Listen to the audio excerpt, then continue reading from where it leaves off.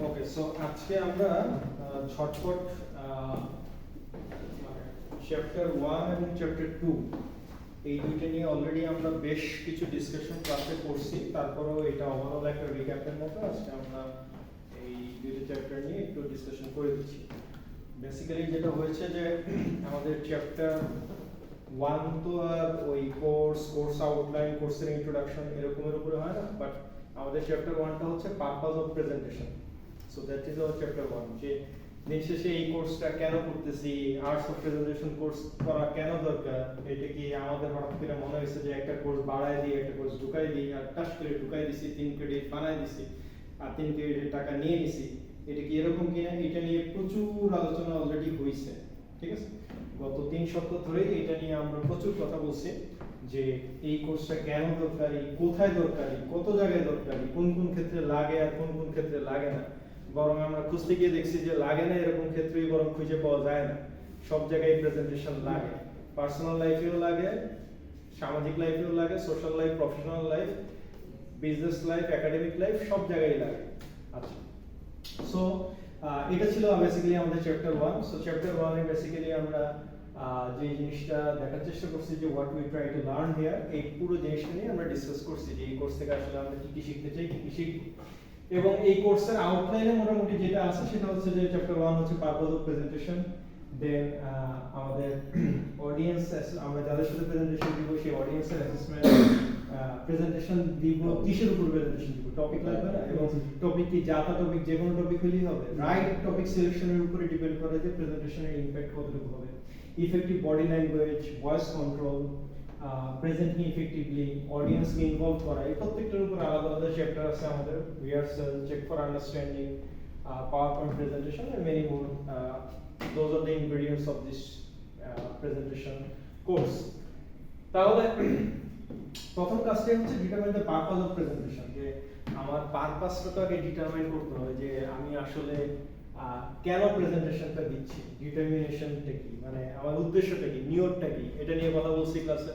যে একজন প্রেজেন্টেশন দিচ্ছে, সে জানে আসলে সে কি জন্য প্রেজেন্টেশন দিচ্ছে, এবং সে জানে তার প্রেজেন্টেশনে তাকে আসলে কি দিতে হবে, ডেলিভারিটা কি দিতে হবে, এবং কোন কোন জায়গায় কিভাবে কোন কোন জিনিসটাকে তাকে অ্যাড্রেস করতে হবে। ফর এক্সাম্পল, প্রেজেন্টেশন এর আগে জীবনে দেন নাই এরকম একজন আছেন এখানে? এর আগে জীবনে এখন পর্যন্ত কখনো প্রেজেন্টেশন দেন নাই কেউ?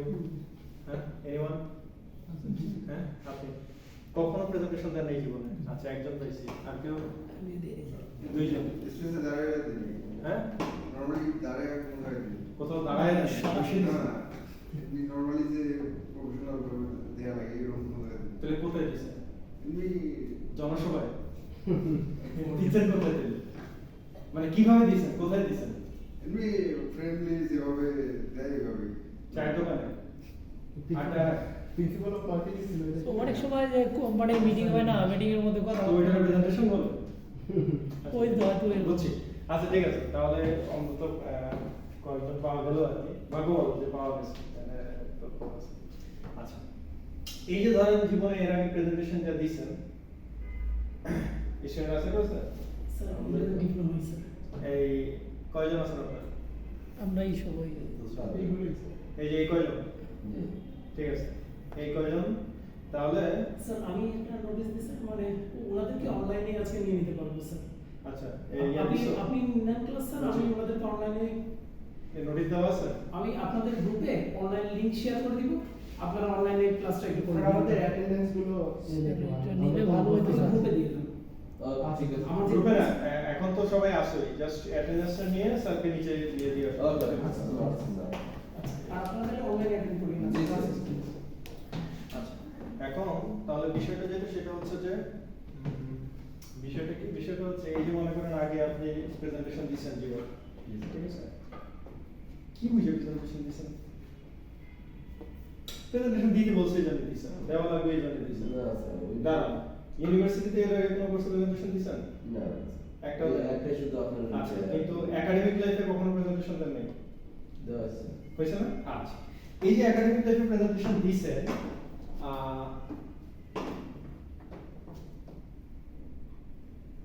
মানে আপনার প্রেজেন্টেশনটাতে আপনার কাছ থেকে কি চাওয়া হইতেছে এবং আপনার প্রেজেন্টেশনটা কি রকম হইতে হবে কিংবা আপনার প্রেজেন্টেশনের মার্কিংটা কি কি বিষয়ের উপর করা হবে এটা জেনে প্রেজেন্টেশন দিছেন? আমার কথা কি বুঝতে পারছেন কিনা আপনারা? আরেকটু সহজ করি, মনে করেন আজকে যদি আমি আপনাদের খুবই সহজ কার্ড প্রেজেন্টেশন কোর্সে প্রেজেন্টেশন তো হবেই, যেভাবে অনলাইনে হোক অফলাইনে হোক ভিডিওতে হোক ক্যামেরা দিয়ে হোক ক্যামেরা ছাড়া হোক হইতেই হবে, এটা তো কোর্সের নামে প্রেজেন্টেশন। বাট ইভেন আমরা বিজনেস কমিউনিকেশনে মার্কেটিং এ সব জায়গায় প্রেজেন্টেশন দিছি আর এখানে তো আপনি তো লেকচার দিচ্ছেন, এটা কি প্রেজেন্টেশন? এটা প্রেজেন্টেশন। বাট বিষয়টা যেটা সেটা হচ্ছে যে মনে করেন এখন আপনাদেরকে আমি যদি জিজ্ঞেস করি যে আপনাদেরকে বললাম যে একজন পাঠাবেন আপনাদের প্রতিনিধি সে প্রেজেন্টেশন দিবেন, আপনাদেরকে বললাম আপনারা মার্কিং করবেন। খেয়াল করেন কথা, আপনারা যে প্রেজেন্টেশনে মার্কিং করবেন 10 মার্কসের প্রেজেন্টেশনে যে মার্কিং করবেন কি কি বিষয়ের উপর মার্কিং করবেন? কি কি বিষয় দেখবেন? বডি ল্যাঙ্গুয়েজ, হ্যাঁ বডি ল্যাঙ্গুয়েজ, বডি ল্যাঙ্গুয়েজ দেখবেন, ভয়েস topic দেখতে হবে, তারপর ভয়েস দেখবে, অডিয়েন্স দেখতে হবে, তার ডেলিভারি, তার এক্সপ্রেশন, তার প্রেজেন্টেশন, গ্রিটিংসটা দেখবেন, হ্যাঁ গ্রিটিংসটা দেখবেন, গ্রিটিংস দেখবেন, ওকে গুড। তারপর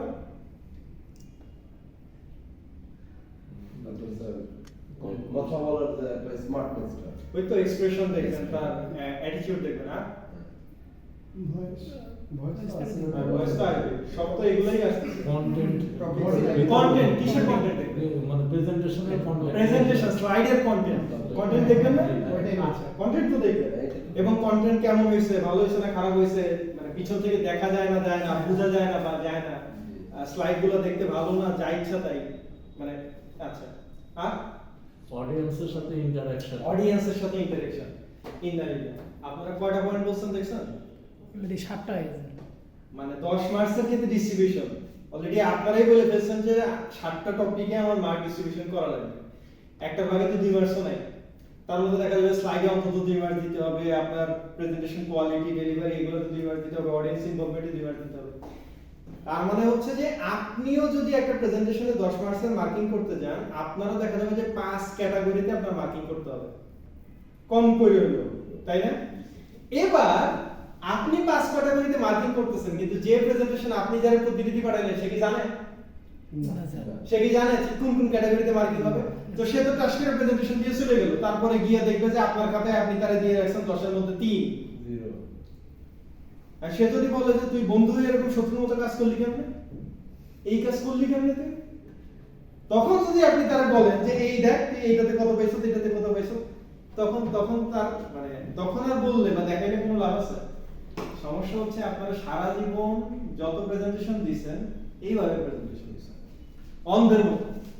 আপনারা জানেন না যে আসলে আপনার প্রেজেন্টেশনের কাছ থেকে চাওয়া হইতেছে কি, আপনার মার্কিং করা হবে কিসের উপরে।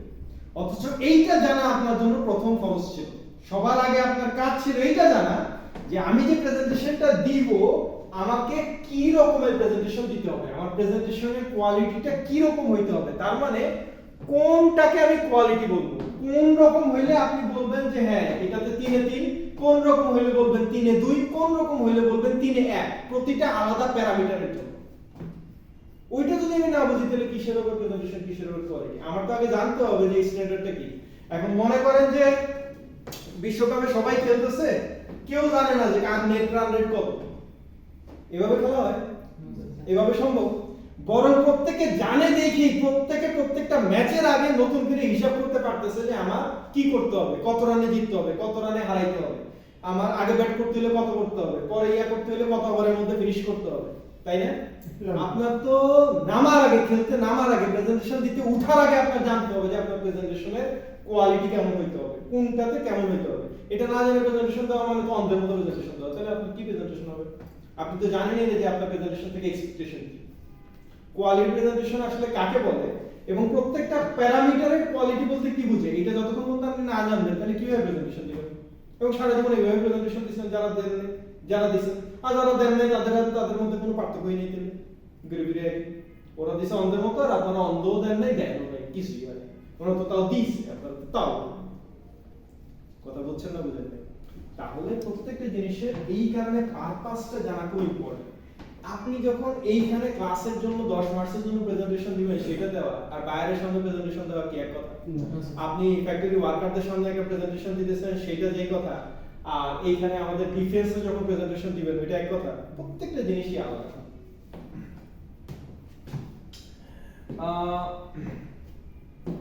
প্রেজেন্টেশন মানুষ কি কি কারণে দেয়? প্রেজেন্টেশন মানুষ বহু কারণে দেয়। ইদানিং তো হাবিজাবি কারণে দেয়। মানে প্রেজেন্টেশন দেওয়ার অনেকগুলো উদ্দেশ্য থাকে। একটা বড় উদ্দেশ্য ইদানিং কালে সেটা হচ্ছে টু মেক পিপল লাভ, মানুষকে হাসানো, মানুষকে বিনোদন দেওয়া, মানুষকে এন্টারটেইনমেন্ট করা। 12 বেসিক ক্লাস চলতেছে স্যার। ইলেভেন ক্লাস চলতেছে, 12 ক্লাসও মানে হচ্ছে ওইরকম ক্লাস হচ্ছে। দেখেন 12 চালা দেখেন। সো ওইটা যদি হয় তাহলে যেটা হয় সেটা হচ্ছে টু মেক পিপল লাভ, মানুষকে হাসানো, মানুষকে বিনোদন দেওয়া, মানুষকে ইয়া করা। এবং শুধু মানুষকে হাসানো এটা তো এখন একটা প্রফেশন। আপনারা বিভিন্ন ফেসবুক গ্রুপে দেখবেন দেখবেন যে comedy night, comedy stories, novels night, যে এইসব করে শুধু মানুষকে ডাকবো, হাসাবো, কারণ মানুষের জীবনে বিনোদন দরকার। মানুষ হাসতে পারে না, মানুষ রোবট হয়ে যাবে। প্রেজেন্টেশন ক্লাস না প্রেজেন্টেশন হ্যাঁ প্রেজেন্টেশন আর প্রেজেন্টেশন ক্লাস। সো যেটা সেটা হচ্ছে যে মানুষকে হাসানো, মানুষকে এন্টারটেইনমেন্ট দেওয়া, এটাও এখন একটা প্রফেশন হয়ে গেছে। কারণ মানুষ দিনকে দিন কাজ করতে করতে রোবট হয়ে যাচ্ছে। আগে মানুষ মনে করতে শুধু টেক্সটাইলে যারা চাকরি করে এরাই শুধু মানি মেশিন, শুধু টাকা কামায়, জীবন বলতে কিছু নাই, লাইফ বলতে কিছু নাই। টাকা কামাবে, নিজে এটিএম বুথ হবে আর বউ টাকা উড়াবে। এই কারণে টেক্সটাইল ইঞ্জিনিয়ার জামাই দুই দিক থেকে পাবে। এক হচ্ছে টাকার কোনো শর্টেজ হবে না, এটিএম বুথ, আর 2 নাম্বার হচ্ছে আসবে না, জ্বালাবে না। বাস ও তার মতো night shift, day shift, general shift সব শিফট নিয়ে থাকবে, আর আমি আমার মতো শিফটিং করতে থাকবো। বাস জামাই আছে ফ্যাক্টরি শিফটে, বউ আছে অন্য শিফটিং এ। এই হলো অবস্থা। ঠিক আছে, জামাই হিসেবে টেক্সটাইল ইঞ্জিনিয়ার খুব ভালো। ঠিক আছে, ফরেনার জামাই যেরকম ভালো, টেক্সটাইল ইঞ্জিনিয়ার জামাই সেরকম ভালো। বিরক্ত করার কোনো সময়ই নেই। তাহলে এই যে ব্যাপারটা সেটা হচ্ছে আরেকটা হচ্ছে টু টিচ। আমরা এখন যেই কারণে প্রেজেন্টেশন দিচ্ছি, আমরা প্রত্যেকটা ক্লাসে গিয়ে যেই কাজ করি, অনেক আগে বলছি যে প্রত্যেকটা ক্লাসে আমরা যা করি, যা বলি, সবই প্রেজেন্টেশনের অংশ, পার্ট অফ প্রেজেন্টেশন। কারণ আপনারা খেয়াল করেন না সেটা হচ্ছে ডিফারেন্ট কথা, শিখেন না সেটা হচ্ছে প্রতিদিন দেখেন, তো এই কারণে শেখার কিছু আছে বলে মনে করেন। টু মোটিভেট পিপল, যে আমরা শুধু প্রেজেন্টেশন মানে তো স্লাইড দিয়ে প্রেজেন্টেশন না, বহুবার বলছি যে প্রেজেন্টেশন মানে হচ্ছে যে এই যে কিছুক্ষণ আগে ওইখানে কথা বলে আসছি সেটাও প্রেজেন্টেশন ছিল। স্লাইড দিয়েও প্রেজেন্টেশন হয়, স্লাইড ছাড়াও প্রেজেন্টেশন হয়। সেখানে যে প্রেজেন্টেশনগুলো বা যে কথাগুলো, সেটার উদ্দেশ্য কি ছিল? Two motivate the students, to inspire the students, to encourage the students. So purpose থাকে, প্রত্যেকটা জিনিসেরই একটা পারপাস থাকে। আমরা যখনই নোটিশ দেই, যে কোনো ইনফরমেশন শেয়ার করি, এবার দৃষ্টি আকর্ষণ করে বলি আর বিশেষ ঘোষণা করে বলি, উদ্দেশ্য কি থাকে? উদ্দেশ্য হচ্ছে to share the information, two exchange the information, আপনাকে জানানো, তথ্য জানানো। অমুক দিনের মধ্যে করতে হবে, অমুক দিনের মধ্যে অ্যাডমিট কার্ড দিতে হবে, অমুক দিনের মধ্যে আপনার রেজাল্ট পাবলিশ হবে। প্রত্যেকটা জিনিসের সাথে তো ইনফরমেশন এবং টাইম এক্সচেঞ্জ জড়িত। দেন এন্টারটেইনমেন্টের কথা তো বললাম। সো অনেক উদ্দেশ্যে আমরা প্রেজেন্টেশন দিই। আরেকটা বড় উদ্দেশ্য হচ্ছে পার্সুয়েশন, সেটা নেক্সট চ্যাপ্টারে আরো ডিটেইল আসবে। So the key to delivering a great presentation is accurately determining the purpose of presentation and meeting the needs of the audience. আপনার যে অডিয়েন্সের নিড আছে, সেই অডিয়েন্সের নিডটাকে ফুলফিল করা। আচ্ছা, মনে করেন অডিয়েন্সের নিড বোঝাটাও একটা প্রেজেন্টেশন দেওয়ার আগের একটা গুরুত্বপূর্ণ অংশ। আপনি যদি অডিয়েন্সের নিড না বুঝেন, তাহলে আপনি প্রেজেন্টেশন দিবেন কি বা দিবেন কিভাবে? প্রথম কথা হচ্ছে যে আপনি ওয়ার্কারদের সাথে যখন একটা প্রেজেন্টেশন দিচ্ছেন ফায়ার সেফটির উপরে, অথবা কমপ্লায়েন্সের উপরে, অথবা আপনার নিটিং সেকশনের কমপ্লায়েন্সের উপরে, অথবা আপনার ডাইং সেকশনের ওয়াটার ওয়েস্টেজের উপরে, আপনি এইটার উপরে প্রেজেন্টেশন দিচ্ছেন টেকনিক্যাল টার্মেই, ঠিক আছে, কিন্তু সেই প্রেজেন্টেশনটা কি আপনি এইখানকার প্রেজেন্টেশনের মতো করে দিতে পারবেন? এখানের মতো করে বানাতে পারবেন? ওই প্রেজেন্টেশন কি আপনি ইংলিশে দিবেন? স্লাইড ইংরেজিতে বানাবেন? ওদের সাথে কথা ইংরেজিতে বলবেন? প্রশ্নোত্তর ইংরেজিতে করবেন? না। কারণ কি? কারণ প্রথমেই আপনি অডিয়েন্স অ্যাসেসমেন্ট করছেন, আপনি বুঝছেন যে এই অডিয়েন্সের জন্য এইটা না, আমাকে কি করতে হবে? ওদেরকে ওদের ভাষায় বুঝাইতে হবে, ওদেরকে ওদের ভাষায় বুঝাইতে হবে। এখন একটা ওয়ার্কার মনে করেন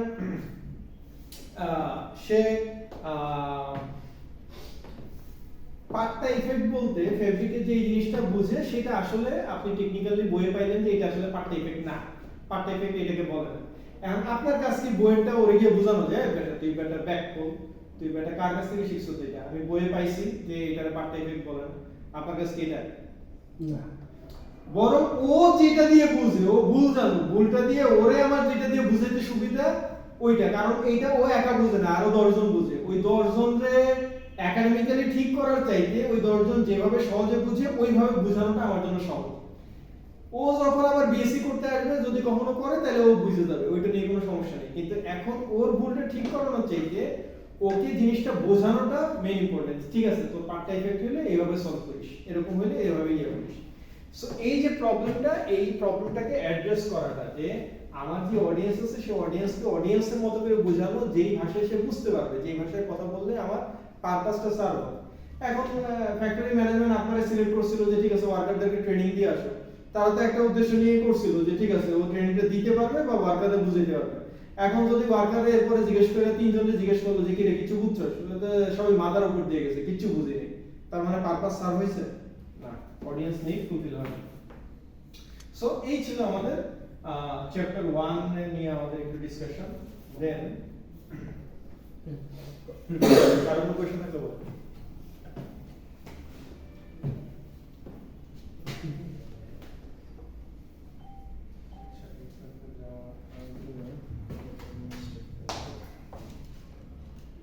স্যার এটার জন্য কি আমাদের আলাদা কোনো গ্রুপ হবে কোর্টে জন্য, মানে বহু আগে গ্রুপ হয়ে গেছে। গ্রুপ এটা উপর আছে, ফেসবুক গ্রুপ। তাহলে এটা তো আগে বিজনেস কমিউনিকেশনে হয়ে যাবে।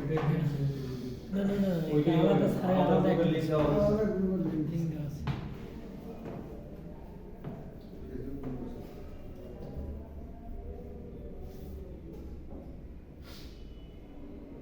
স্যার মিড টার্মের পর কি হবে, প্রেজেন্টেশন না কি স্যার, এটা কোনো একটু ধারণা দিলে। স্যার এটা অফ করবো স্যার।